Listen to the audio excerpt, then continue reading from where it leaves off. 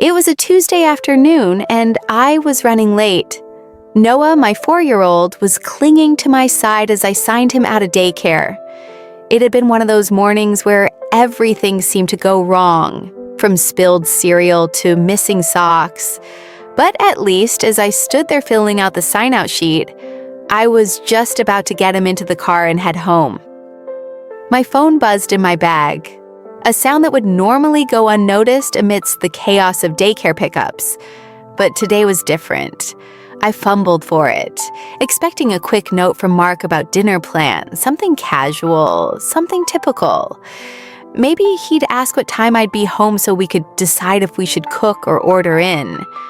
We had always tried to keep those small details consistent, the simple routines that made our hectic life feel stable.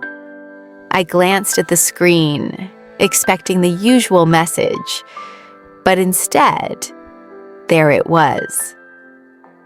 I'm moving to Paris with Jenna. I've transferred our savings to my private account. Good luck paying the bills. The words hit me like a punch to the gut. I couldn't breathe. My hands froze in the middle of signing the sheet. I stared at the screen in disbelief, my fingers hovering over the screen. The words blurred in front of my eyes, but they stayed there, mocking me. Noah tugged at my sleeve, his little voice cutting through the haze of shock. "Mommy, did you bring my dinosaur snacks today?" I forced a smile, trying to act like everything was fine. But inside, a storm was brewing. I finished signing Noah out, trying to hold it together long enough to get to the car. My hands were shaking as I typed a response, words that felt hollow and empty. "Thanks for the update." Just 3 words, enough to mask the whirlwind of emotions churning inside me, but not enough to make sense of what I had just read. Jenna, I thought. She was Mark's assistant, always so friendly, so efficient, the kind of woman who would never threaten my place in his life. Or so I thought. I had always dismissed the small signs, the subtle ways in which their relationship seemed a little too professional. But now I could see it all so clearly. And the worst part? The money. 8 years of hard work and saving, every sacrifice we made, every meal skipped or outfit passed on, all of it was gone in an instant. $47,000, the balance of our joint savings, vanished into an account with his name only. I could feel the panic rising in my chest as I pushed open the car door. How was I going to explain this to Noah?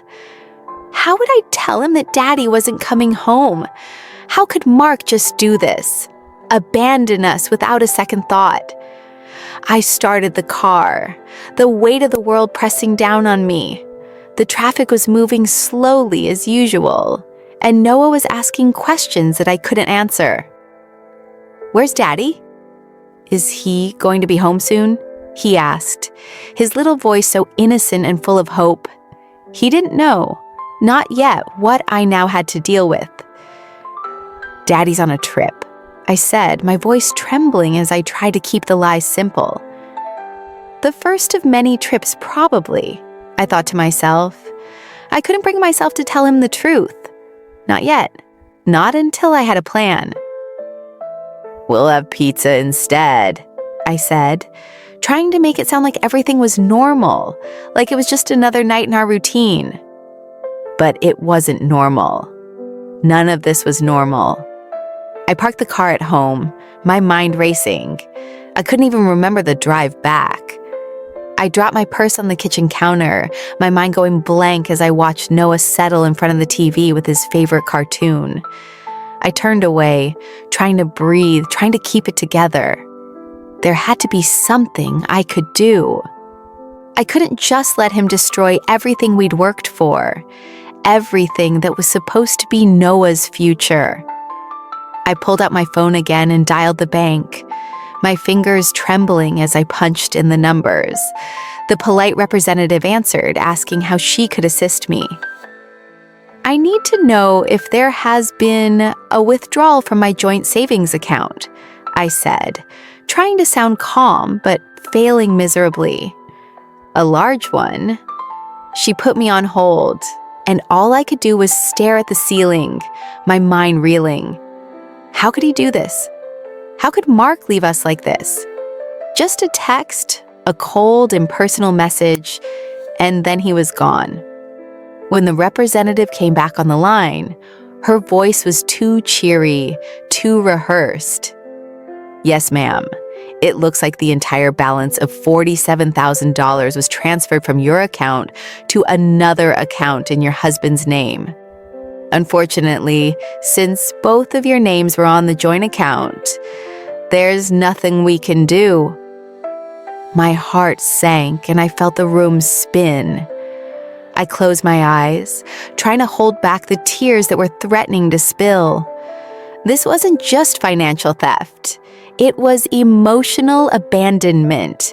He didn't just take the money, he took my trust. He took our future.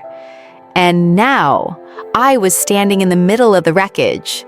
I logged into our checking account, hoping against hope that there was something I often wondered when things started to go wrong.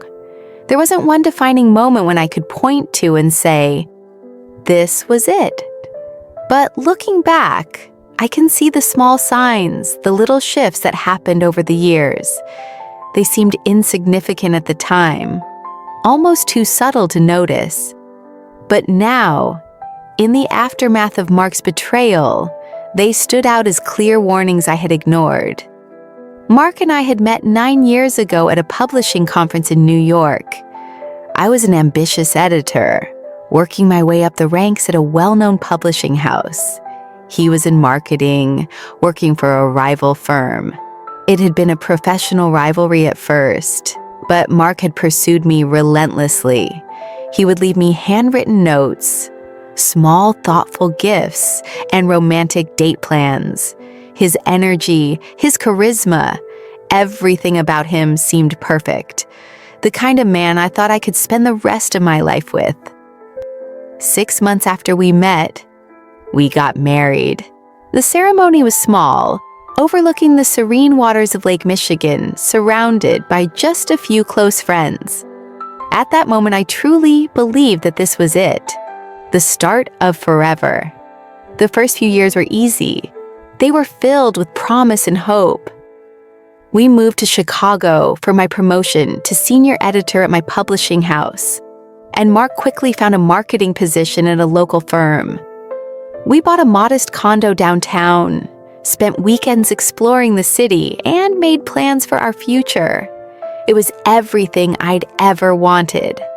When Noah was born, we agreed I would take a step back from work to focus on raising him, while Mark's career supported us financially.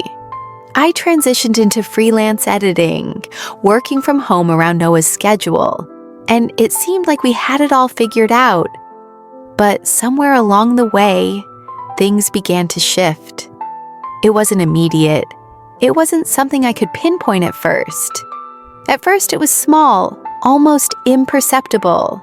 A late-night email here, a casual expense there. Mark would come home after long hours at the office, claiming he had been working late.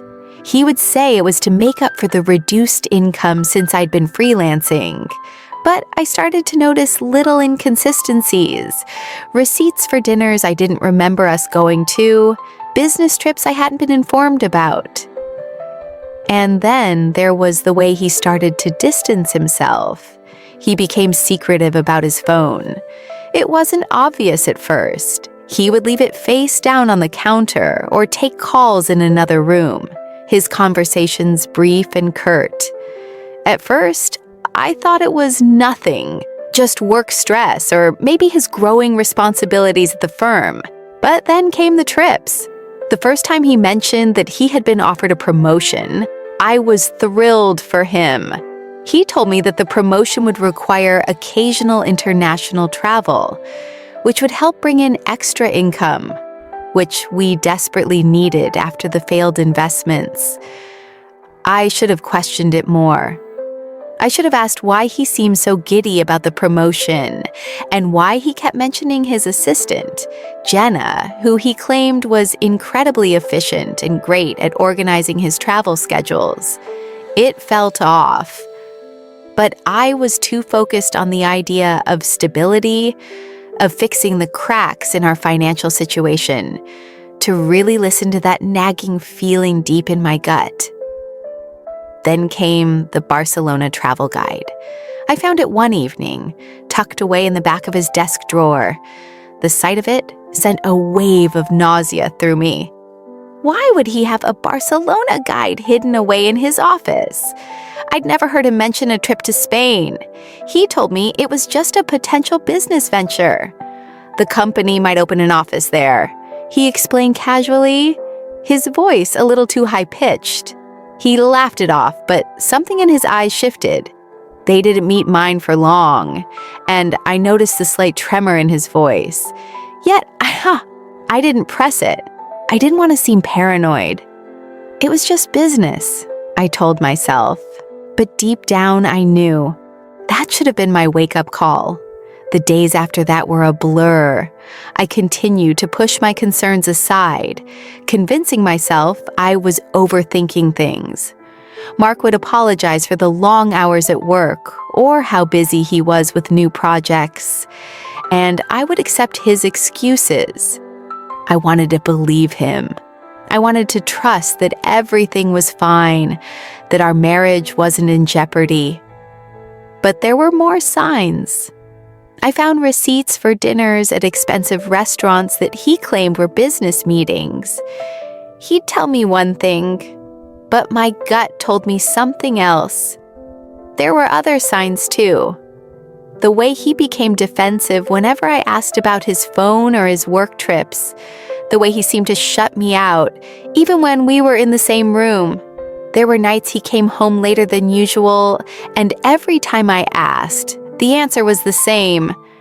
I was working. And yet, even with all this, I never could have predicted what would happen next.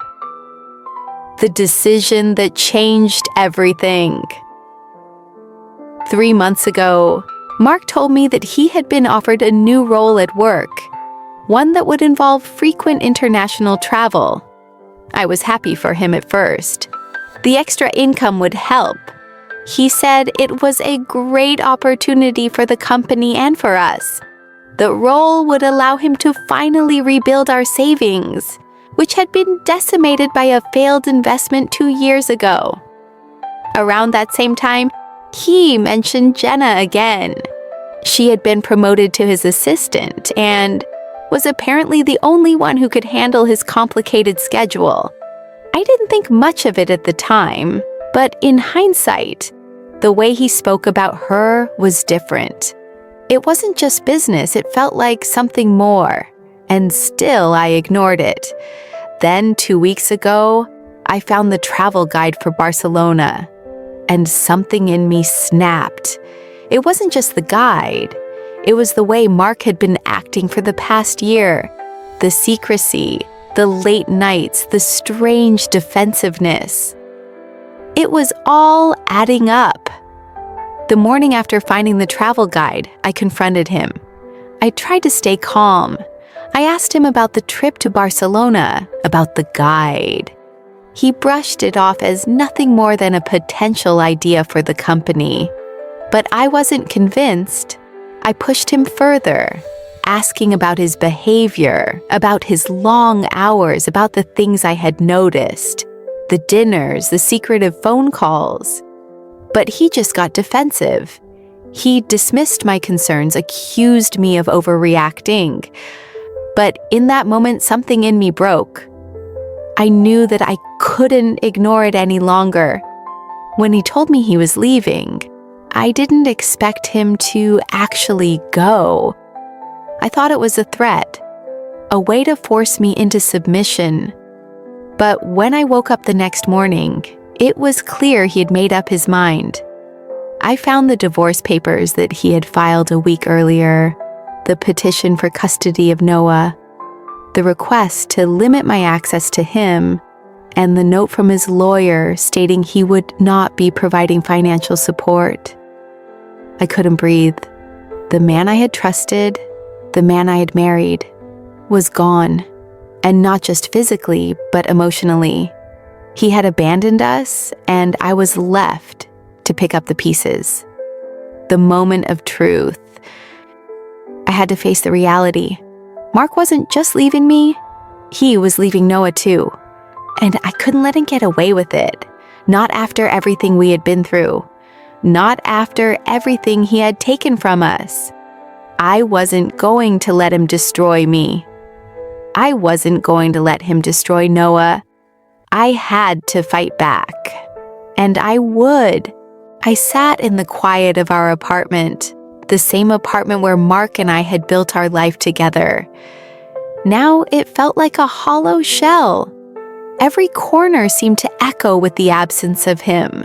But more than that, the absence of trust, the absence of what I thought was our future. I had spent the night pacing, my mind racing with 1,000 thoughts, none of them making sense.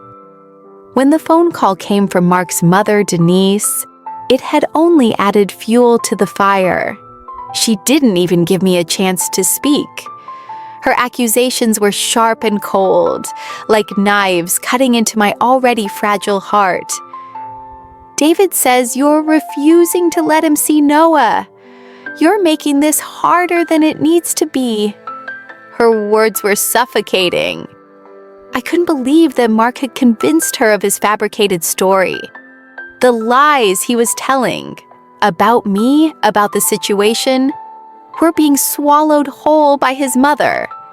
And she was ready to believe them without question. The rage bubbled inside me, a mixture of anger and helplessness. How could he do this to me? To Noah? How could he twist the narrative so completely and make me out to be the villain? I wanted to scream, but I knew it wouldn't change anything. Denise wouldn't hear me. She had already made up her mind, and now I had to face the consequences of Mark's decisions. It wasn't just about me anymore. It was about Noah. About protecting him from the manipulation that had started to seep into every corner of our lives. Mark wasn't just abandoning me. He was abandoning his son and creating a story to justify it. I dropped the phone into my lap, feeling numb. I had known something was wrong for a while, but this was the moment when everything shifted. This wasn't about a failed marriage anymore. It wasn't even about me being betrayed by the man I loved. This was about fighting for my son, for Noah's future. Mark's text, the one that had started all of this, felt like a distant memory now. I'm moving to Paris with Jenna. I've transferred our savings to my private account. Good luck paying the bills. The words burned in my mind, but they no longer had the power to paralyze me. The shock had worn off, replaced with an undeniable clarity. I had to fight. I wasn't going to let him take Noah from me, not without a battle. The next few days were a blur of phone calls, legal consultations, and sleepless nights. The reality of what Mark had done weighed heavily on me, but I couldn't afford to break down. Not now, not when everything was at stake. I called my parents, explaining what had happened, though I barely got through the words without breaking down. My mom's voice was firm on the other end of the line. "We'll be there tomorrow, honey. You shouldn't be alone right now." When they arrived, I was grateful for their support, but I also felt a sense of shame. I didn't want them to see me like this, broken, betrayed, unsure of what to do next. But I knew they were right. I needed help. I couldn't do this alone.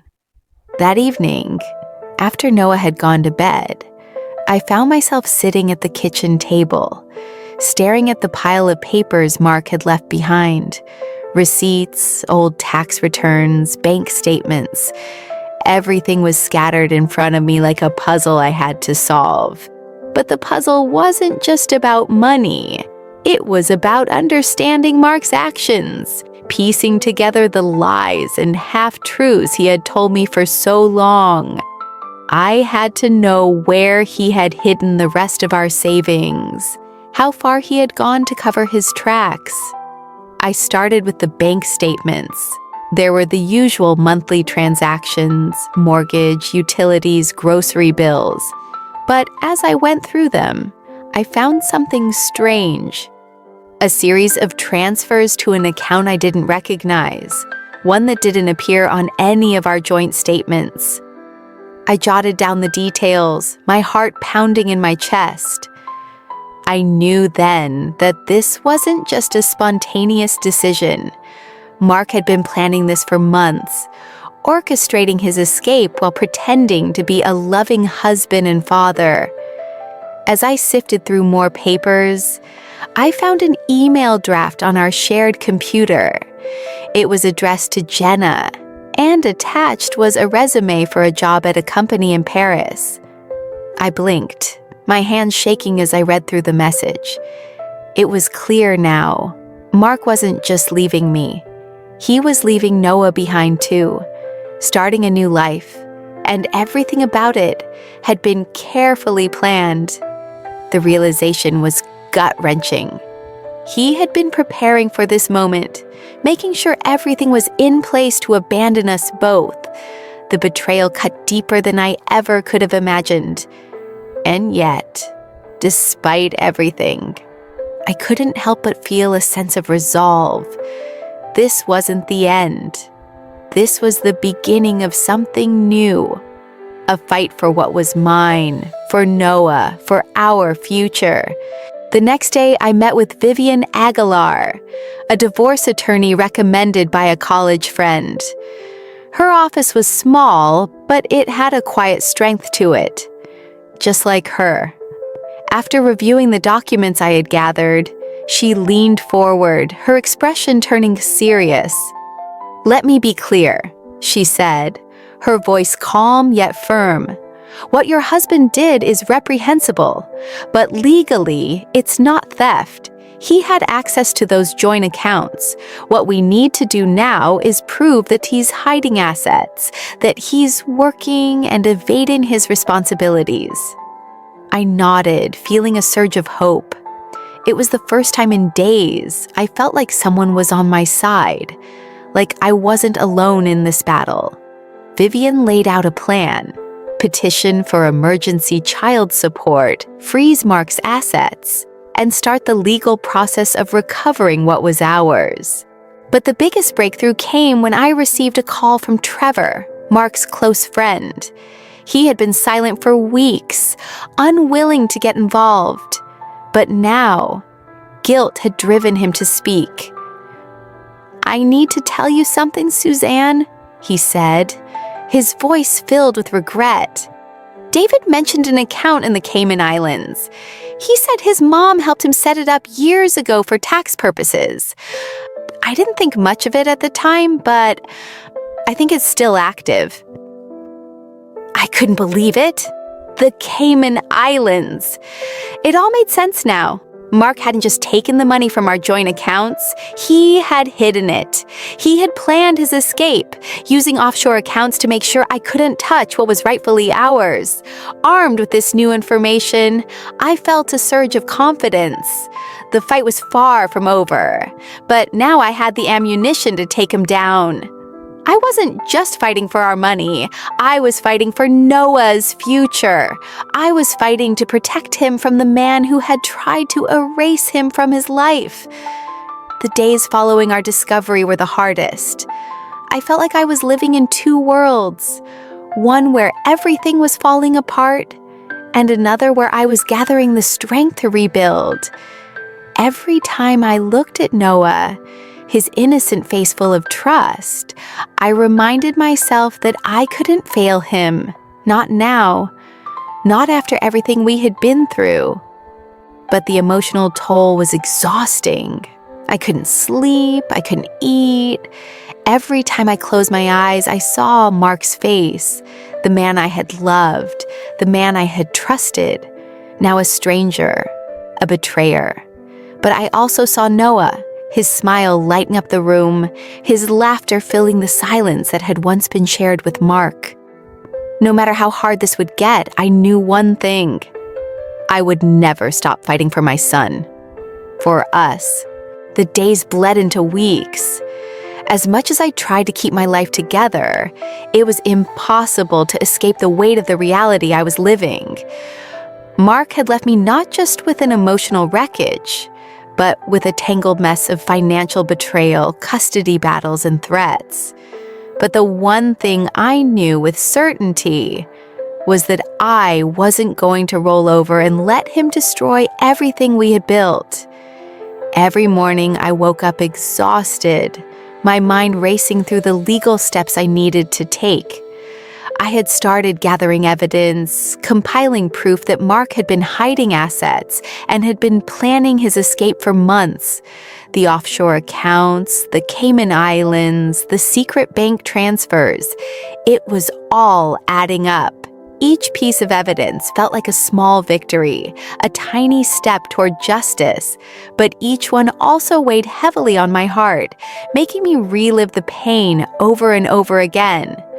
Noah, bless him, was a source of light in all of this. His laughter was my anchor, his innocence reminding me why I was fighting so fiercely. But even Noah's bright smile couldn't fully shield me from the storm that was brewing around me. I was in the thick of it now, and there was no turning back. Vivian, my divorce attorney, had been my guiding light through the legal maze. She was sharp, practical, and driven, and I needed that in the face of Mark's manipulations. When I first met her, she had listened intently to everything I had to say, and then, after reviewing the materials I had gathered, she had formulated a strategy. "We're going to file for emergency child support," she said with confidence during our first meeting. "We'll freeze his assets and force him to face the court for what he's done. The key is proving that he's continuing to earn money while evading his responsibilities as a father." The plan sounded simple enough. We would use the financial documents I had painstakingly collected, along with the email I had found about his new job in Paris, to convince the court that Mark was intentionally hiding his earnings. It was a long shot, but it was the best chance we had. In addition to that, we needed to prove that he had been intentionally trying to evade his parental obligations. That's where the offshore accounts and the secret transfers came in. Mark had gone to great lengths to protect his assets, moving money into accounts I hadn't known about. But now I had the evidence, and Vivian was going to make sure the court saw it. 1 week into the legal proceedings, I received an unexpected call from Mark's lawyer. I could feel my stomach drop as I picked up the phone, knowing this would be the first official confrontation between our legal teams. "Mrs. Matthews?" The lawyer's voice was cold, detached. "I'm representing Mr. Matthews in the divorce proceedings. We'd like to offer you a settlement, $10,000 to cover the financial issues and finalize the divorce. Consider this a full and final settlement of all claims." I gripped the phone tighter, my knuckles white. The audacity of it all. Mark had cleaned out our joint savings account and transferred everything to his private account. He had abandoned me and Noah, leaving us in a financial mess. And now he was offering me a pittance to make it all go away. Vivian's voice in my ear was a grounding force. "Don't even think about accepting it," she said firmly. "This is a test to see if you're desperate enough to give up. He's trying to lowball you, Suzanne. You've got the evidence, and we're not backing down." I slammed the phone down and sat in silence for a moment, the weight of the situation crushing me. It was no longer just about survival. It was about justice. It was about making sure that Mark didn't get away with destroying our lives. Over the next few days, I worked relentlessly with Vivian, gathering more evidence, making sure every document was in order. Every conversation, every email, every text from Mark and his mother, all of it became a piece of the puzzle. I kept digging, even when it felt like too much. I had to know the full extent of his betrayal. I had to know how far he was willing to go to make sure he never had to face the consequences of his actions. The more I dug, the more I uncovered. There were hidden accounts in Luxembourg, accounts in the Cayman Islands, and a network of financial transactions that led to offshores I couldn't even pronounce. It was like Mark had thought of everything, planned for everything, but I wasn't going to let him get away with it. One evening, I found something that made my blood run cold. A series of emails between Mark and his mother, Beatrice. They were discussing how to ensure that Noah wouldn't be a part of their new life in Paris. There were even talks of how to manipulate the custody battle, how to claim that I was unfit to be Noah's primary caregiver. My stomach turned. I had been so focused on the financial side of things that I hadn't considered how far they would go to try to take Noah from me. I forwarded the emails to Vivian immediately, feeling sick to my stomach. This wasn't just a financial issue anymore. This was about my son's future. They were trying to take him from me, using every underhanded tactic they could. I wasn't just fighting for money. I was fighting for Noah's right to have a stable, loving home. The day of our emergency hearing came, and I felt the weight of everything pressing down on me. I had been preparing for this moment for weeks, but nothing could prepare me for the emotional toll of seeing Mark's lawyer in the courtroom. I could feel my heart racing as the judge entered the room, his expression impassive. Vivian stood beside me, calm and composed, her briefcase filled with everything we needed to prove Mark's lies. She presented our evidence, bank statements, emails, and even a sworn affidavit from Trevor, Mark's former friend, who had confirmed the existence of the hidden accounts. We had him cornered. Mark's lawyer tried to discredit our evidence, claiming that the offshore accounts were merely a precautionary measure for tax reasons. But Vivian was relentless. She pointed out the timing of the transfers, how Mark had emptied our joint savings account just days before fleeing to Paris. She reminded the court that he had abandoned Noah, leaving him without financial support and without a father figure. The judge listened intently, and after what felt like an eternity, he made his ruling. Mr. Matthews is ordered to provide immediate child support and to return a portion of the marital assets while the case continues, the judge said. Furthermore, all identified accounts are to be frozen until further notice. I couldn't believe it. It was the first major victory in what was sure to be a long battle, but it wasn't over, not by a long shot. Mark had only just begun fighting back. Just as I began to breathe a sigh of relief, I received another call.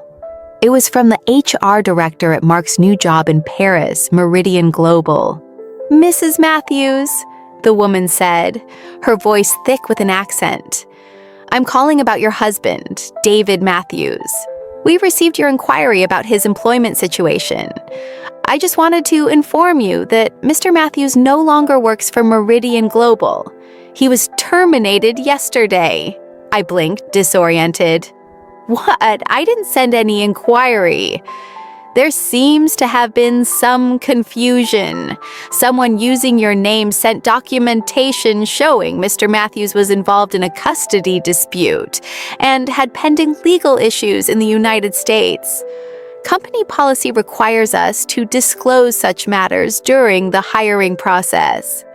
My heart sank. I knew instantly who was behind it. Beatrice.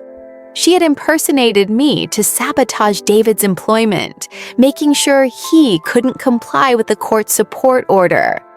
It was a calculated move to undermine the judge's ruling, to make sure he wouldn't be forced to support Noah financially. "Thank you," I said, hanging up the phone. The anger surged inside me. I called Vivian immediately, and we agreed to take action. We had to document everything. This was identity fraud. This was interference with a court order. The days that followed were a blur of phone calls, court motions, and constant strategizing. I felt as if I was living in a haze, unable to escape the pressure. Mark's lawyer continued to try and undermine us at every turn, but we were getting closer. We had the evidence. We had the truth. And no matter how much Mark and his mother tried to hide, I wasn't going to let them get away with it.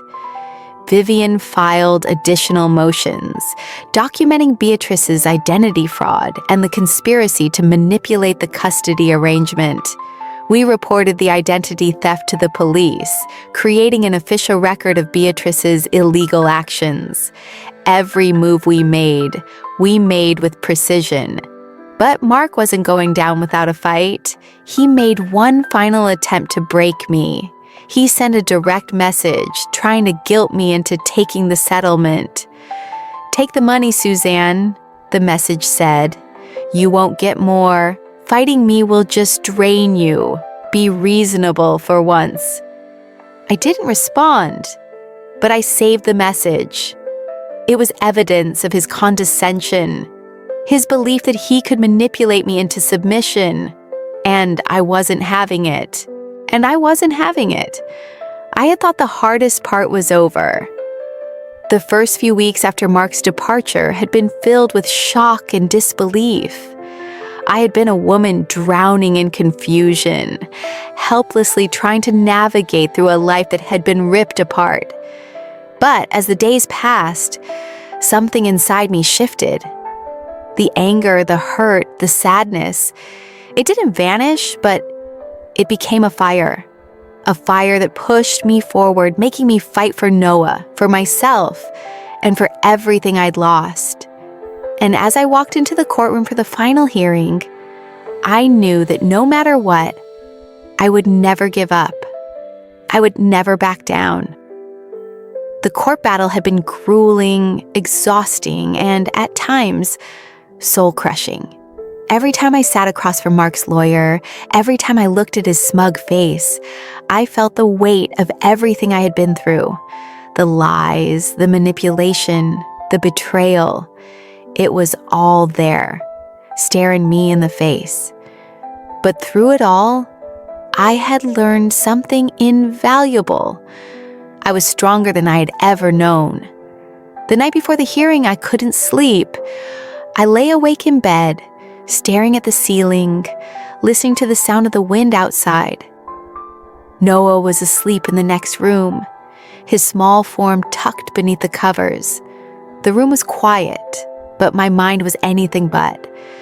It was a whirlwind of emotions: anger, fear, sadness, and the overwhelming weight of what I was about to face. I thought back to the first time I met Mark, to the man I thought I had married, the man who had promised me forever, the man who had once held my hand in the middle of a crowded city street, promising that we would face the world together. It felt like a lifetime ago, and yet it was only 9 years. I couldn't understand how everything had unraveled so quickly. How did I go from that woman, full of hope and love, to the woman I was now, angry, betrayed, and fighting for her son's future? The worst part wasn't the betrayal. It was that Mark didn't care. He didn't care that he was destroying us, that he was leaving his son without a father, abandoning his own flesh and blood. He didn't care that he was tearing apart the life we had built. And that's what made me angriest. That's what fueled the fire inside me. I wasn't just fighting for the money. I was fighting to protect Noah, to make sure that he didn't grow up in the shadow of this betrayal, to make sure that he had a future, free of the lies and deceit that Mark had created. The day of the hearing arrived, and I couldn't shake the feeling of dread that hung over me. This was the moment of truth, the final battle where everything I had fought for would be decided. As I walked into the courtroom, I felt the weight of the eyes on me. Mark's lawyer was sitting across the room, his face a mask of professionalism, but I could see the smugness in his eyes. I knew that they were confident that they could manipulate the court, confident that they could twist the truth to their advantage, but I wasn't going to let that happen. Vivian, my lawyer, sat beside me, her calm demeanor a steadying force. She had been with me through every step of this battle, and I knew that she was just as determined as I was. Her expertise had been invaluable, but it was her unwavering belief in me that had given me the strength to keep going. The judge entered the room and I stood up, my heart racing. I had never been so nervous in my life, but there was no turning back now. This was it. This was the moment where I would finally have my chance to speak my truth. Vivian began her opening statement, outlining the evidence we had gathered, the hidden assets, the offshore accounts, the emails that revealed Mark's manipulation of both me and Noah. She painted a clear picture of a man who had abandoned his family, a man who had created a lie to justify his selfishness. She was methodical, calm, and persuasive. As I sat there, listening to Vivian speak, I felt the weight of everything I had been through. The pain, the betrayal, the sleepless nights. But as I listened, something inside me shifted again. This wasn't just about survival anymore. It was about justice. It was about giving Noah the future he deserved. When it was my turn to testify, I stood up slowly, my hands trembling. I had practiced what I was going to say, but nothing could have prepared me for this moment. I looked at Mark, who was sitting across the room, his eyes cold and calculating. He didn't look at me like I was the woman he had once loved. He looked at me like I was a problem he needed to fix, a problem he needed to control. I took a deep breath and began. I never wanted this, I said, my voice steady despite the emotions raging inside me. I never wanted to be here. I never wanted to fight for what was mine. But Mark left me no choice. He took everything from me, everything we built together. He didn't just leave me, he left our son. And that's what I can't forgive. I paused, looking down at my hands, trying to steady my emotions. I trusted Mark. I believed in him. I believed in us. But what he's done is unforgivable. He didn't just take our savings, he took Noah's future. And now, I'm here to fight for him. I'm here to make sure that Noah doesn't grow up thinking that it's okay to walk away from your family. I'm here to make sure that Noah knows that no matter what happens, he has a mother who will always fight for him. I could feel the tears threatening to fall, but I didn't let them. I didn't want Mark to see my weakness. I didn't want him to think he had the power to break me. Not anymore. As I finished my testimony, I felt a sense of relief wash over me. I had said everything I needed to say. I had laid it all out, and now it was in the hands of the court. Mark's lawyer tried to poke holes in my testimony, but Vivian was quick to shut him down. She reminded the judge of the overwhelming evidence we had, proof of Mark's financial deceit, his abandonment of Noah, and his refusal to take responsibility for his actions. The judge listened carefully, his expression unreadable, but I could see the faintest flicker of understanding in his eyes. He knew what Mark had done. He knew the truth. After a tense silence, the judge spoke. "I have reviewed the evidence, and it is clear that Mr. Matthews has not acted in good faith. His actions have caused significant harm to his family, and he has failed to fulfill his responsibilities as a father. As such, I am granting full custody of Noah to Mrs. Matthews, with supervised visitation for Mr. Matthews. Additionally, I am ordering Mr. Matthews to pay immediate child support, and a forensic accounting of his assets will be conducted to ensure that all marital funds are returned." I felt a wave of relief wash over me, but it was also bittersweet. The battle wasn't over, but this was the first victory, the first step in the long process of rebuilding our lives. In the weeks that followed, life slowly began to return to some semblance of normalcy. I moved into a new apartment with Noah, one that felt like a fresh start. The weight of the betrayal still hung heavy in the air, but every day we grew stronger. Noah thrived in his new school, and I started focusing on my career again, taking on freelance editing projects that allowed me to set my own schedule. For the first time in months, I felt like I was breathing again.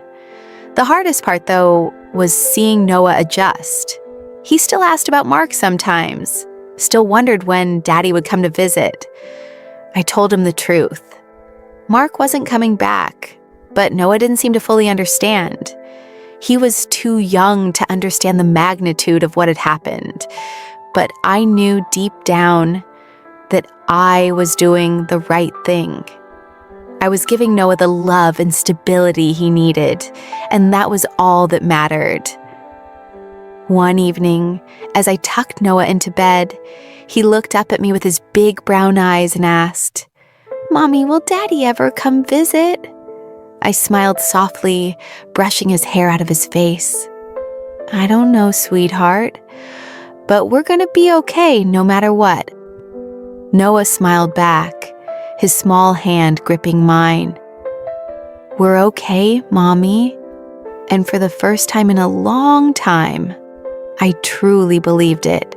The days after the court ruling passed in my favor felt like a strange limbo, like I was living in a dream where the painful reality had been altered, but not yet completely erased.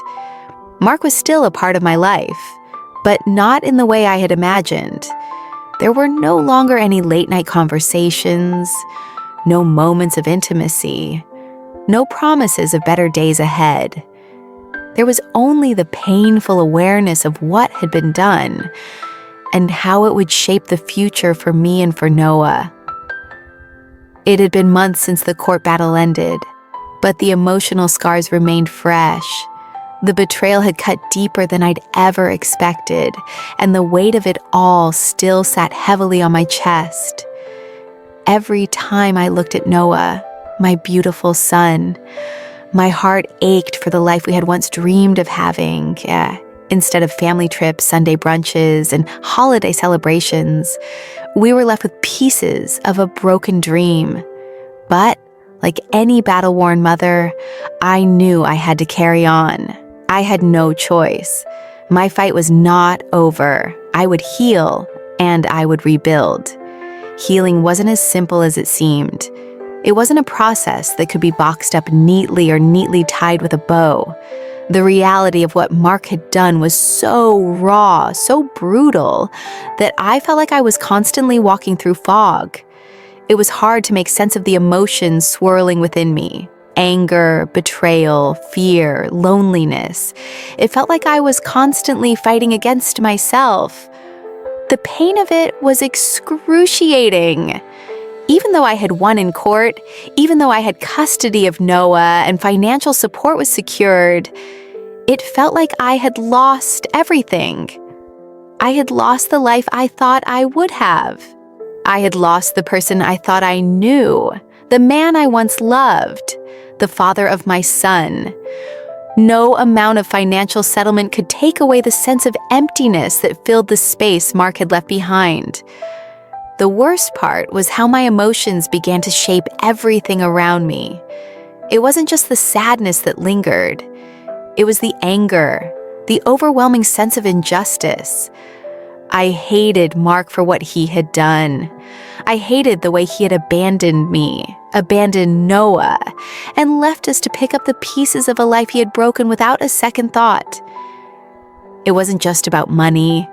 It was about everything he had stolen from us, everything he had promised and never delivered. I had tried so hard to stay calm, to stay strong for Noah. But deep down, I was unraveling. I found myself shutting people out. My friends, my family, everyone who cared. I pushed them all away. Not because I didn't need them, but because I couldn't allow myself to be vulnerable anymore. I couldn't let anyone see how deeply Mark's betrayal had wounded me. The mental toll of dealing with Mark's betrayal had far-reaching effects. It wasn't just the legal battle that had drained me.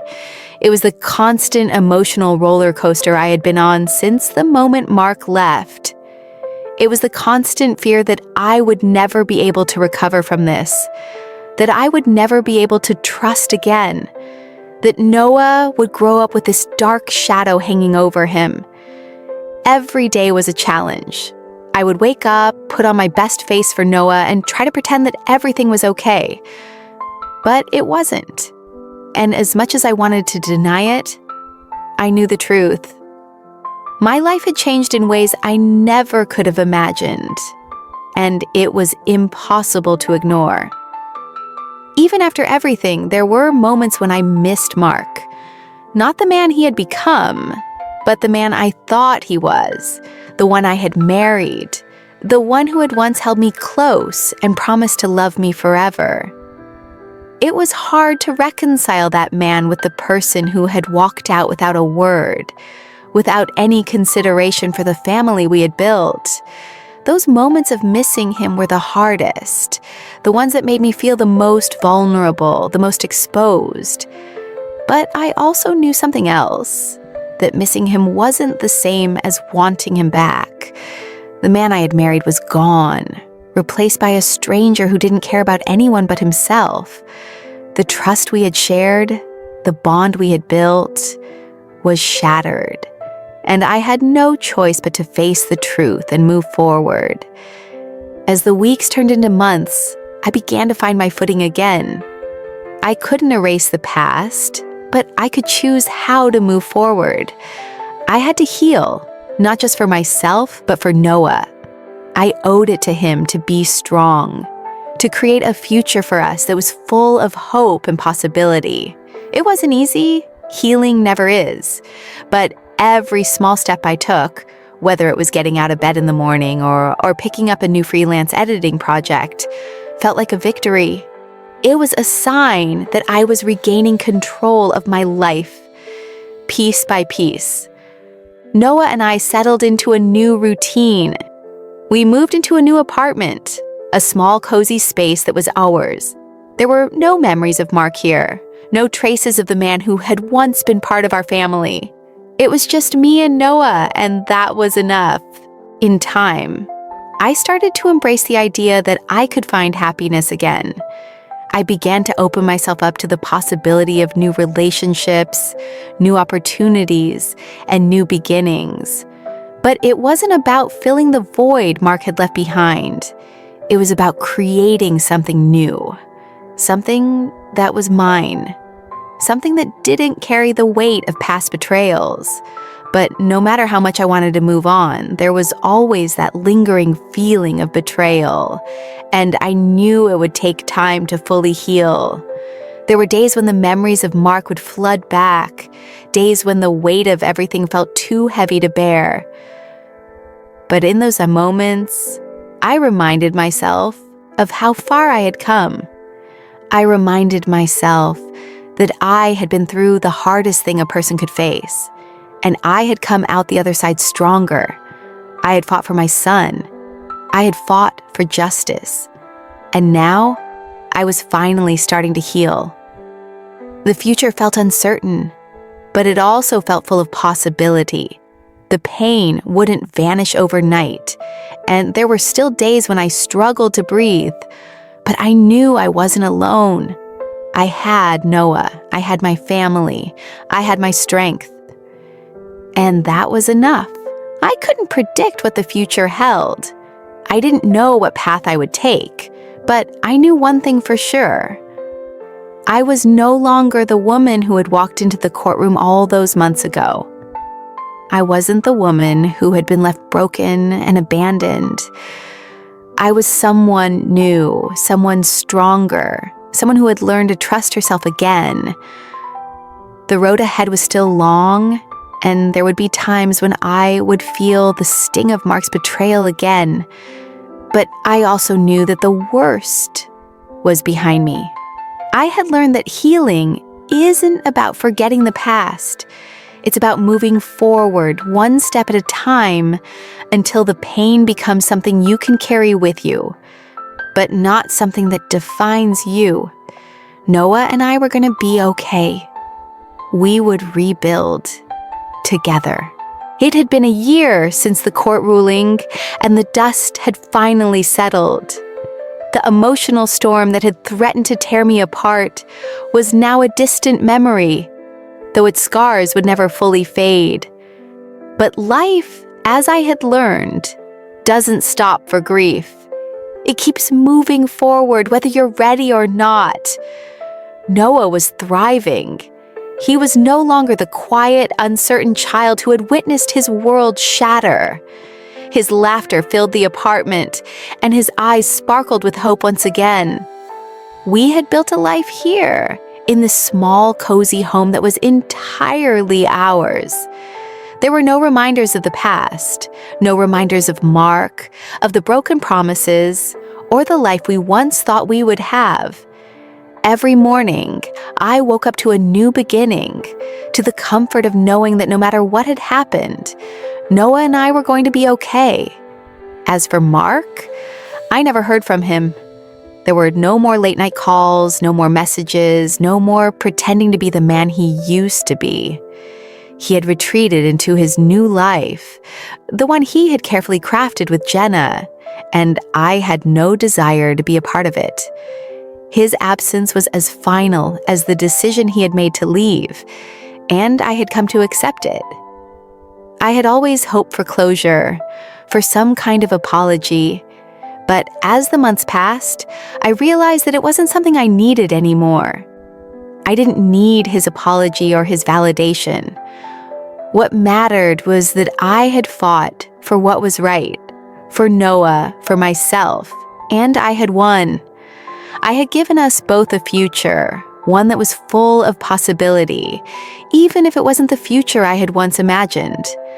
My career had taken off again, thanks to the support of a few close friends in my family. I had thrown myself into freelance editing, taking on projects that I was passionate about. For the first time in a long time, I felt like I had control over my life. I wasn't defined by my past, and I wasn't defined by Mark's actions. I was Sarah Matthews, a mother, a professional, and a survivor. I had made new friends too, people who didn't know the old me, the one who had been so afraid of being alone, the one who had been vulnerable and uncertain. They knew the new me, the one who had faced adversity head-on and come out stronger on the other side. I still had moments of doubt, moments when I missed the life I thought I'd had, but those moments became fewer and farther between. The life I had now was the one I had built, one day at a time. But perhaps the most surprising thing of all was that I had learned to forgive. Not Mark, not yet, and maybe not ever, but myself. For the longest time, I had blamed myself for what had happened.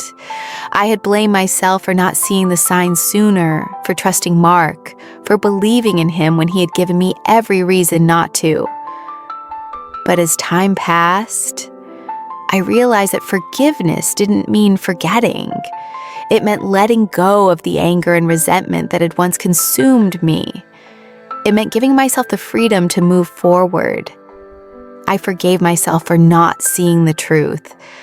I forgave myself for staying too long in a marriage that wasn't healthy. And most importantly, I forgave myself for not believing that I could be enough on my own, without Mark, without anyone else. And in that forgiveness, I found peace. One evening, as I tucked Noah into bed, he looked up at me with his big brown eyes, full of wonder, full of questions. "Mommy," he asked, his voice soft, "are we ever going to see Daddy again?" For a moment, I hesitated. It wasn't an easy question to answer, especially not with the uncertainty that still hung in the air. But I knew this was a moment I had to face, a moment to help Noah understand the truth in a way that wouldn't break his spirit. "No, sweetheart," I said, brushing his hair back gently. "Daddy is not coming to see us anymore, but we're going to be okay. Just you and me. We have everything we need right here." Noah nodded, his small hand reaching out to mine. "I'm happy with you, Mommy," he said, his voice filled with a quiet certainty that warmed my heart. "I'm happy with you too, baby," I whispered, leaning in to kiss his forehead. "We're gonna be just fine, just you and me." As I turned off the light and left his room, I stood there for a moment, letting the silence wash over me. The silence wasn't painful anymore. It wasn't an emptiness. It was a space for healing, for new beginnings. The next morning, I sat down at my desk with a cup of coffee in hand, watching the light stream through the window. For the first time in a long time, I didn't feel anxious about the future. I didn't feel burdened by the weight of what had been. I opened a new document on my computer and began to write, not to anyone, but to myself. "Dear Sarah, this is your reminder. You are stronger than you think. You have been through more than most could ever imagine. And you have survived. You fought for your son, you fought for your truth, and you built a life that is yours. You may not have gotten the future you wanted, but you have created a new one that is full of hope, full of promise. You are enough. You always were, and from here on out, you will never forget that. With love, you." And so as I closed my laptop and looked out the window at the world beyond, I knew that a new chapter was beginning for me and Noah. The road ahead wouldn't always be easy, but it would be ours to walk. We had come through the storm together, and the future was finally within our reach. We would build a life of love, of strength, and of resilience, the kind of life that Mark had tried to tear apart, but that we had pieced back together, stronger than ever. We had each other, and for the first time in a long time, that was enough.